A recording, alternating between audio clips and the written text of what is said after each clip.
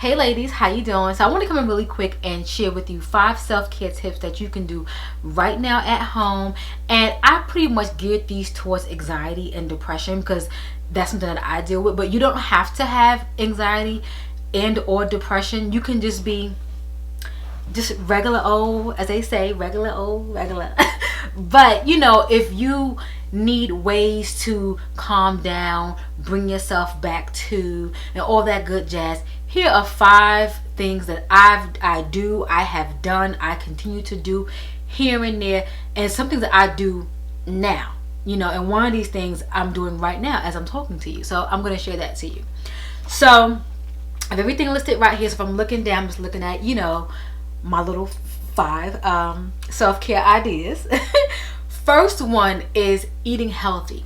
You'll be so surprised at how you eat, and the things that you eat, it may feel good at the moment because it's comfort food, it's soothing, but at the end it'll make you put on a few pounds. You'll feel all congested. You'll feel just like you know how when you eat something, if it's something like cake or something like gravy and rice, something that you really really like, but later on you feel kind of guilty about it. You're like, dang, I feel it on me, I don't need to eat it. That can definitely mess with your mood, because it's taking you out of your element. Now you're feeling guilty, and you shouldn't feel guilty about what you eat. But when you're trying to live a healthy lifestyle, you're trying to do right, do better, if it's shed a few pounds or not shed a few pounds, eating healthy in general will give you an overall healthy feel, and it will boost your mood.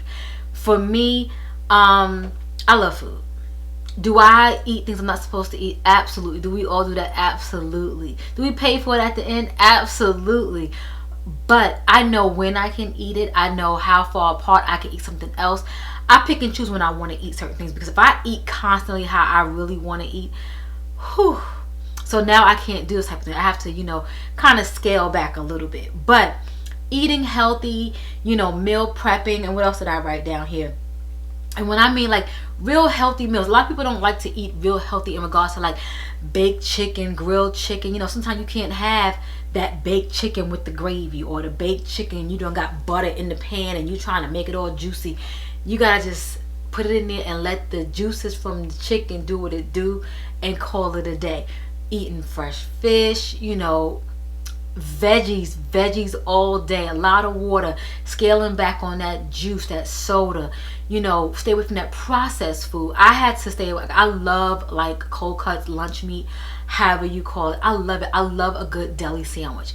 If it's like a Jimmy John's, from New York, they had Blimpie, or if it's Jersey Mike's, those different type of, subs and stuff like that. I love that stuff. But processed food does me bad.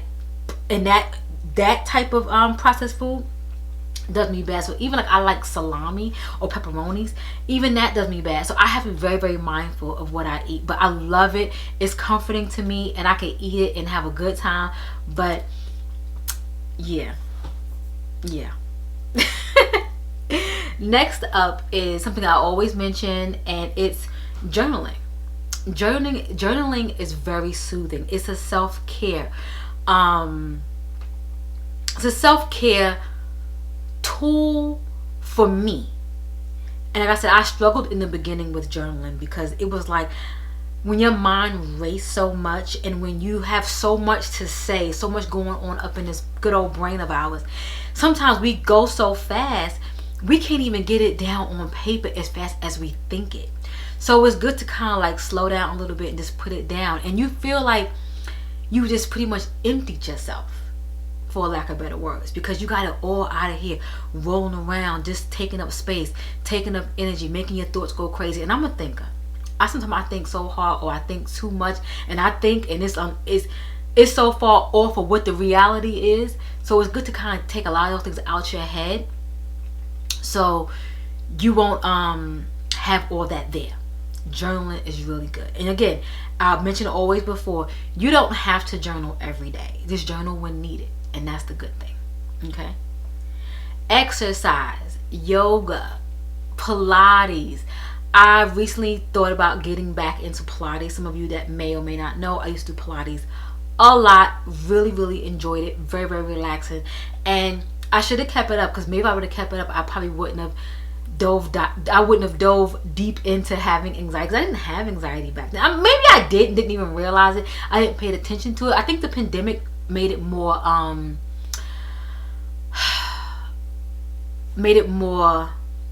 obvious to me and obvious to others around me, because the pandemic, it kind of like shined light on so many different things in everyone's life. So I do think I should have stayed with doing Pilates. I want to try this yoga thing. I never tried yoga before, but yoga is like a spin-off of Pilates, or vice versa. Exercising in general, I need to exercise more because I do have a heart condition. So exercising, like if it's cardio or anything like that, that will definitely help, you know, keep the blood pumping in my heart. So that's always a good thing. So even for you, figure out what's good for you. Exercise is a really good tension reliever, stress reliever. Build them and get them endorphins out. I mean, it's really good. You feel really good. But sometimes we fight it because we just don't want to do it. Sometimes when it's something that you know you want to do, we procrastinate so much because we know that there's success at the end of it. Does that make any sense? It's crazy, but it's the truth. That's even like with me doing my brand. I will procrastinate in some areas of this because I know if I stay consistent and stay do what I'm supposed to do, success will come. So we procrastinate when we know that there's something good on the other side. Crazy. I read it somewhere. Don't quote me. Next up, learn something new. Like this right here. A hobby, a business, a home project. Like I've been decluttering like crazy. I haven't updated you guys on that. I will soon. But you know what I've done so far. I have pretty much cleared out this house. I've been dumping and more dumping, but I'll get into that in a later video. But a home project was decluttering, business, hobby. That's this brand right here, iamKeliB. This here is such a self-care for me because I tend to go back to the other self-care tip idea. I was pretty much procrastinating, and then I know that there's good on the other end, but we procrastinate because we are afraid, and I'm gonna speak for myself. Sometimes I'm afraid of success, and I should not be, because I know I connect with so many of you, and not only that, I know that I can do this, and sometimes we sell ourselves short and we shouldn't. So, get yourself a hobby. If you're into plants, that's really good. I'm not going to require anything that's going to cost you a ton of money. I know plants can be very expensive, even from the seed up into the big trees. They can be very expensive. But, there's so many other things that you can do. If it's crocheting, if it's into oil painting, if it's into coloring, something that can keep your mind occupied. And I tell you, this here, my brand really keeps me occupied. I really dove deep into my blogging, and I have a love-hate relationship with that, but I've come to realize I made it so much harder on myself, and it really wasn't that hard. Sometimes we tend to do so much more, and we really don't have to. Keep it simple and basic. Last but not least is being present and being mindful. Sometimes we're so focused on the past, and that's something that I struggle with, always with the past. And that whole thing, your past represents your future type thing. No, your past is your past. That's why it's back there. It happened, it's over with, it's done. Let it stay there. That's in anything. If it's work, if it's relationships, if something that happened, an event, whatever, it's the past. Let it go.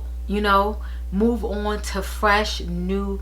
Stay present, because when you stay present, you don't have all that rattle. You just think about what's going on at the moment. Like right now, I'm thinking about talking to you guys, getting these self-care ideas out to you guys, making sure I share as much as possible as I can, and just staying focused. And once I finish this, I'm gonna edit, I'm gonna get it out to you guys, and not only that, I'm gonna work on the next thing, staying present and just being mindful and grateful. And that has helped me a lot, because I didn't really know much about mindfulness. That it's like a whole thing with that.